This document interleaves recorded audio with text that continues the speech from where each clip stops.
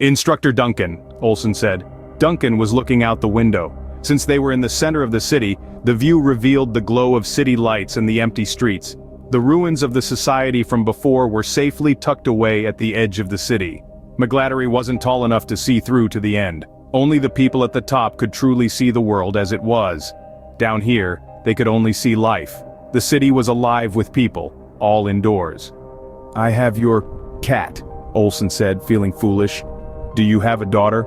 Duncan said as he took the cat and held it gently, like it would break at his touch. Olsen noticed the bottle of the brown liquid was almost completely empty now. Duncan's eyes were bloodshot, and he had a sway in his step, as if he couldn't keep his footing. Olsen had gotten good at recording with his touchlight without people knowing they were being recorded. He pressed the record button, though Duncan seemed floors away. "Sir?"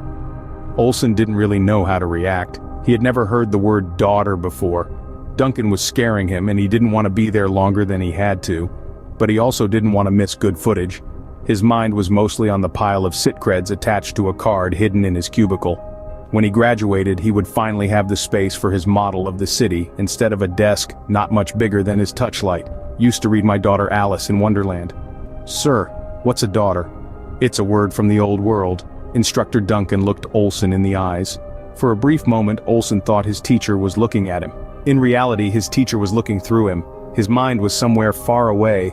He drank the rest of the brown liquid directly from the bottle, tore the head from the cat and pulled the stuffing from the body. The animal deflated, and the husk was tossed aside. Didn't know if Duncan had dismissed him or not, but it was like an accident in the IDS Commons. He couldn't stop watching. Teacher shredded the cat and dug through the remains. Inside the stuffing was a tool with a laser cutting edge. Duncan let Olsen hold the tool. "What is it?" Olsen said, flipping it over in his hands. "Let me show you," Duncan said and retrieved the item. He placed it on the window and cut a circle in the glass. He punched the center with his fist and pulled it back bloodied. Olsen began to move out of the room. Duncan slammed against the window again, and it buckled. Olsen turned to the door and ran, but it was too late. One more hit and the circle of glass popped out. Everything seemed to happen at once. The breach alarm sounded. Noxious gas from the outside began to flood the room. Olsen felt his eyes burn, and he began to choke. His teacher climbed out of the hole he had made, ignoring the burning.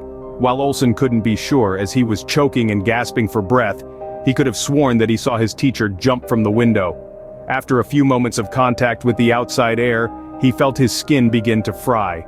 He used his remaining strength to crawl into the hallway and close the office door. He lost consciousness just as the breach patrol ran down the corridor, wearing full hazard gear.